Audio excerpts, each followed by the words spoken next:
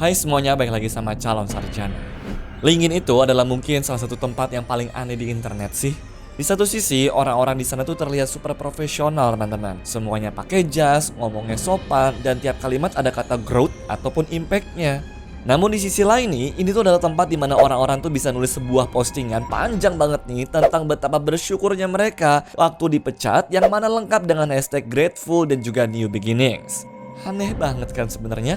Tapi di balik keanehan itu teman-teman, ada hal yang lebih gila lagi, yaitu bagaimana LinkedIn dan juga sistem di baliknya nih yang pelan-pelan merusak dunia kerja modern tanpa kita sadari. Penasaran gimana bobroknya sistem ini? Hai, gua Andre. Yuk kita bahas. Dulu tujuan LinkedIn itu simple ya. Kalian tahu nggak apa? Ngebantu orang cari kerja dan bantu perusahaan mencari karyawan. Tapi sekarang gimana? LinkedIn sudah berubah menjadi panggung sandiwara korporat kalau menurut kita ya. Ini tuh jadi kayak tempat orang tuh pura-pura sukses biar dilihat berharga. Dan tempat perusahaan pun juga pura-pura butuh karyawan padahal nggak niat rekrut siapa-siapa.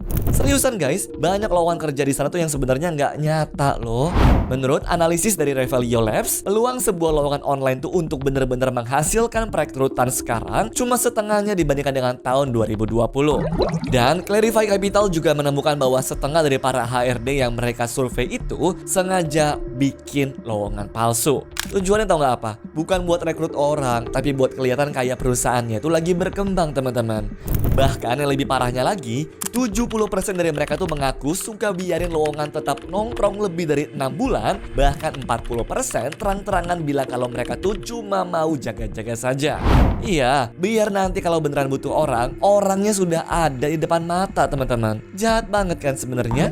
Jadi kalau kalian nih udah ngirim ratusan lamaran dan juga nggak ada balasan sama sekali, bisa jadi masalahnya bukan dari kalian. Ya memang lowongannya aja tuh yang palsu teman-teman. Tapi masalahnya nggak berhenti di situ ya. Lowongan palsu itu bukan cuma PHP ke orang-orang yang butuh kerja, tapi juga menjadi ladang emas buat ngumpulin data pribadi.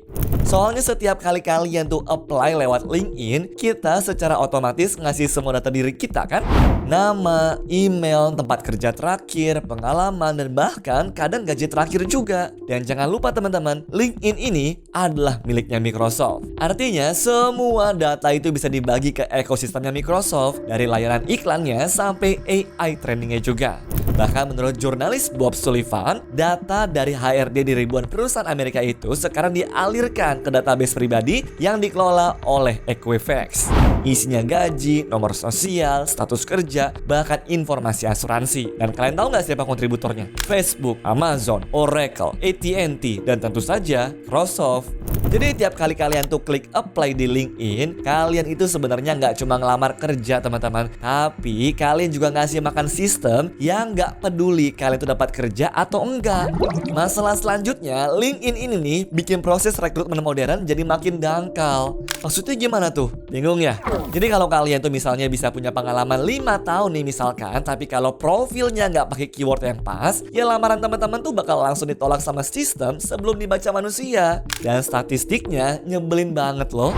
75% lamaran yang masuk ternyata nggak pernah teman-teman dibaca manusia sama sekali. Dan buat yang beruntung lolos ke mata rekruter ya siap-siap juga. Soalnya mereka tuh cuma ngabisin 6 sampai dengan 8 detik buat nilai profil kalian. Seriusan teman-teman, 6 detik buat nentuin apakah kalian tuh pantas kerja atau enggak. Bahkan 40% rekruter tuh mengaku mereka pernah milih kandidat cuma karena profil LinkedIn-nya kelihatan bagus aja, bukan karena kemampuan aslinya sama sekali. Akhirnya yang begini-begini nih guys yang ngebentuk standar yang palsu ya.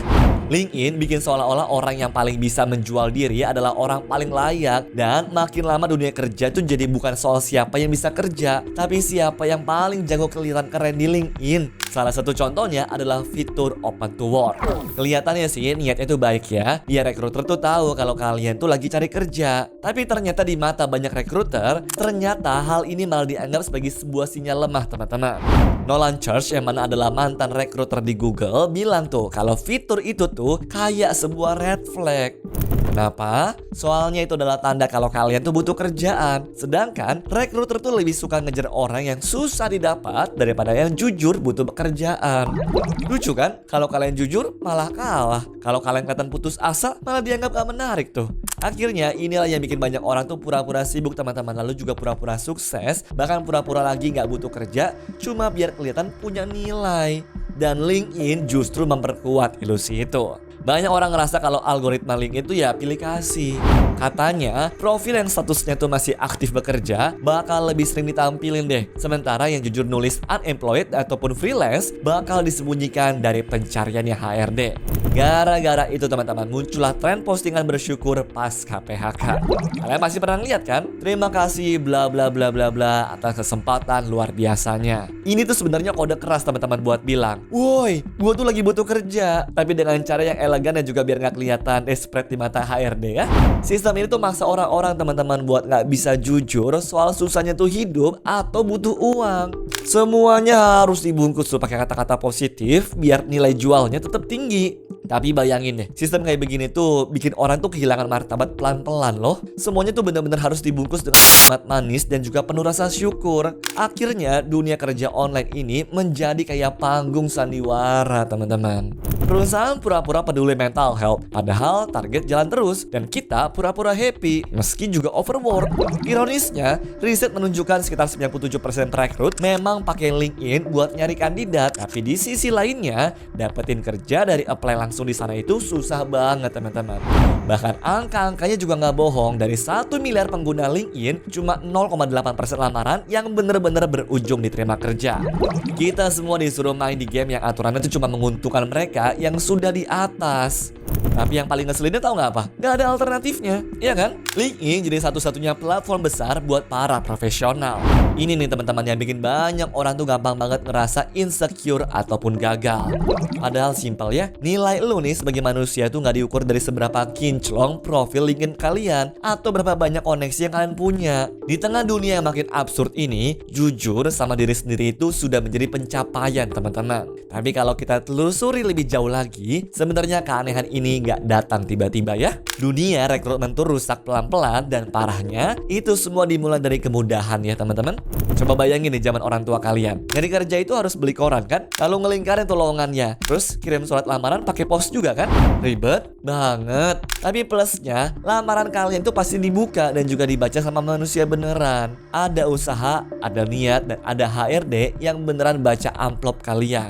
Tapi semuanya berubah waktu internet masuk ya.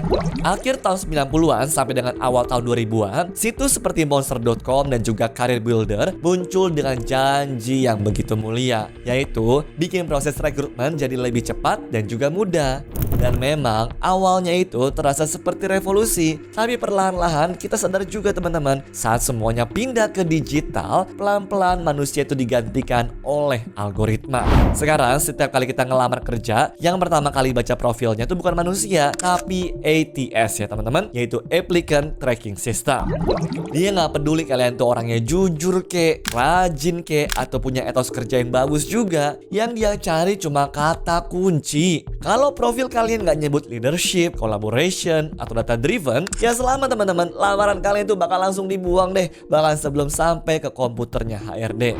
Dan di tengah situasi itu, LinkedIn datang dengan membawa janji baru teman-teman. Sekarang semua orang bisa punya kesempatan yang sama. Tapi seperti kebanyakan janji di dunia digital teman-teman, itu cuma setengah benar. Karena fitur yang katanya tuh bikin semua orang setara, malah bikin orang-orang tuh kelihatan sama. Contohnya adalah Easy Apply deh. Fitur ini awalnya diciptakan supaya proses lamaran tuh lebih cepat. Cukup satu klik, langsunglah terkirim. Tapi masalahnya, satu klik ini juga berarti ribuan orang lain juga bisa melakukan hal yang sama kan? Satu posisi bisa dapat 5.000 lamaran dalam sehari tuh. Dan dari situ, HRD nggak nyari lagi siapa yang terbaik, tapi siapa yang paling gampang disaringnya teman-teman. Ironisnya, fitur yang dibuat untuk mempermudah justru bikin sistemnya jadi lebih kejam. Dan masalahnya nggak cuma di situ tapinya. Sekarang bahkan proses pencarian kerja sudah punya kasta digital. Kalau kalian nih bayar LinkedIn Premium, ya profil teman-teman jadi nongol lah di hasil pencarian teratas. Kalau enggak gimana? Ya siap-siap aja tenggelam. Dan pelan-pelan tanpa kalian sadar, karir pun juga berubah tuh jadi kayak game berbayar ya. Kasar katanya ya kayak pay to win gak sih? Bukan lagi siapa yang paling kompeten, tapi siapa yang mampu bayar.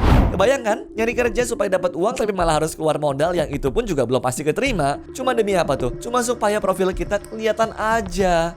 Masalah selanjutnya sama kayak dunia sosial media lainnya lah. LinkedIn juga punya algoritma yang ngatur siapa yang layak dilihat. Profil dengan engagement tinggi, aktivitas sering, dan juga postingannya positif bakal lebih sering muncul tuh pastinya. Dan ini menciptakan budaya baru. Budaya di mana orang tuh harus terus tampil sibuk, harus positif, dan juga harus produktif. Ini semua biar apa? Biar nggak hilang dari radar teman-teman. Jadi kalau kalian ngelihat ada orang posting kayak begini nih, seneng banget bisa belajar hal baru hari ini. Nah, bisa jadi itu bukan karena dia tuh benar-benar seneng ya, tapi bisa aja karena dia tuh tahu kalau algoritma suka orang yang kelihatan bahagia. Algoritma ini juga soalnya nggak punya moral teman-teman. Dia cuma tahu apa yang bekerja dengan likes yang paling banyak. Itulah yang memperkuat kepalsuan semuanya. Lama-lama LinkedIn bukan lagi tempat buat ngebangun karir, tapi juga buat ngebangun ilusi karir. Semua orang sibuk ngebuktiin bahwa mereka tuh masih relevan, masih produktif, masih kuat. Ya padahal apa? Di balik layar banyak banget yang sebenarnya itu burn out, kehilangan arah, bahkan kehilangan rasa percaya dirinya juga. Terus yang paling menyedihkannya lagi adalah dunia kerja yang seharusnya menjadi tempat manusia itu berkembang, sekarang malah jadi tempat manusia belajar berpura-pura. Dan kalau teman-teman pikir ini tuh cuma salah LinkedIn, ya nggak juga ya. LinkedIn itu cuma cermin teman-teman. Cermin dari sistem yang sudah lama rusak, sistem yang lebih menghargai kesan daripada kemampuan, angka daripada empati, dan performa daripada manusia itu sendiri. Kita dibesarkan buat percaya kalau kerja keras pasti berbuah hasil kan? Tapi di dunia algoritma, kerja keras nggak berarti apa-apa teman-teman kalau kalian tuh nggak kelihatan.